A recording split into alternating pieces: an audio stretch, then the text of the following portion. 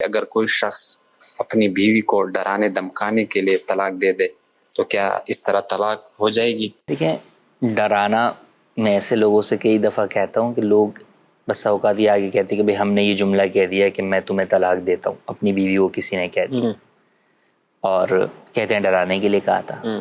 تو ان کو یہی کہتا ہوں کہ آپ بچے کو تھپڑ مار کے نہیں کہتے کہ ڈرانے کے لیے تھپڑ مارا تھا، تھپڑ تو مار ہی دیا اب آپ نے. آپ ہاتھ دور رکھ کے کہتے ہیں کہ تھپڑ مار دوں گا.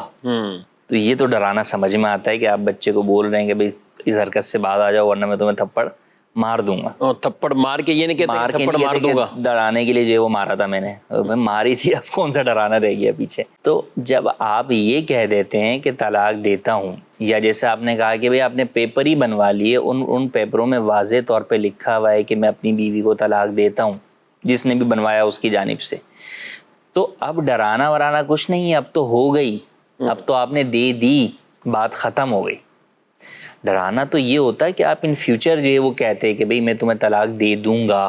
تو یہ تھا کہ بھئی ان فیوچر کے لیے جب آپ نے اس طرح کی بات کی تو وہ ہاں ڈرانے پر بات سمجھ بھی آ رہی ہے کہ آپ کہہ رہے ہیں کہ بھئی باز آ جاؤ ورنہ آئندہ دے دوں گا تمہیں. صحیح. تو اس سے طلاق نہیں ہوگی، اگرچہ مشورہ یہ ہے کہ بھئی وہ جملے بھی نہ کہیں. آپ کو پتہ ہی نہیں کیا بول دیا. دوسرا یہ کہ اگرچہ طلاق نہ ہو لیکن بہرحال وہ سامنے والی جو عورت ہے وہ بہرحال انسیکیور ہو جائے گی اور وہ اپنے دل کے اندر، اپنے آپ کے اندر وہ اپنے آپ کو انسیکیور محسوس کرے گی کہ بھئی رشتے میں درار پڑ جائے گی آپ کے اور اس کے کہ بھئی یہ تو مجھے طلاق کی دھمکی دیتا رہتا ہے. اور کئی دفعہ جب کیسز اس طرح کے آتے ہیں تو یہ بات سامنے آتی ہے کہ بھئی یہ تو 10 مرتبہ مجھے طلاق کی دھمکی دیتے رہتے ہیں. تو لہٰذا ایسا ہرگز نہ کریں، نہ ہی ایسے راستے کی طرف جائیں. جب بھی کبھی اس طرح کا کوئی بھی قدم اٹھانے لگیں تو قدم اٹھانے سے پہلے آپ مفتیان اہل سنت سے رابطہ کر کے رہنمائی لیں. کئی لوگ ہیں الحمدللہ، آج دعوت اسلامی کی بدولت مدنی چینل کے ان پروگرامز کے ذریعے سے لوگ آتے ہیں کہ ہمارے یہ مسائل ہیں، طلاق دینا چاہتے ہیں، اسلامی طریقہ کار بتا دیں. تو اس میں اولا ان کو سمجھایا بھی جاتا ہے کہ طلاق سے حتی الامکان بچیں، لیکن جہاں یہ نظر آ رہا ہوتا ہے کہ ٹھیک ہے اور کوئی آپشن نہیں ہے ان کے پاس، تو ان کو طلاق کا پھر اسلامی وے بتایا جاتا ہے جس کے اندر واپسی کی صورت موجود ہوتی ہے آسان طریقوں سے.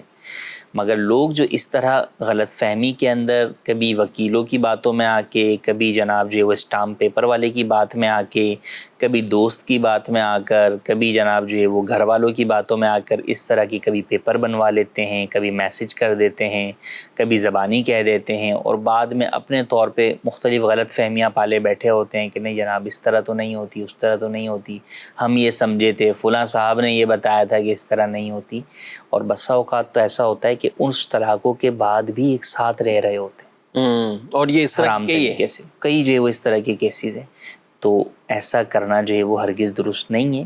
اولاً تو آپ کام کرنے سے پہلے پوچھ لیجئے، ٹھیک. اور اگر کام خدا نہ خواستہ آپ سے غلطی میں سے جذبات میں ہو بھی گیا ہے تو بھی اب ادھر ادھر گھومتے پھرتے نہ پھریے، لوگوں کی باتوں کے اوپر عمل نہ کیجیے، بلکہ اس وقت بھی یہ مشورہ دیں گے کہ آپ مفتیان کرام سے رابطہ کر کے باقاعدہ فتویٰ حاصل کریں اور جو اس فتوے میں آپ کو حکم بتایا جائے پھر اس پر عمل کریں.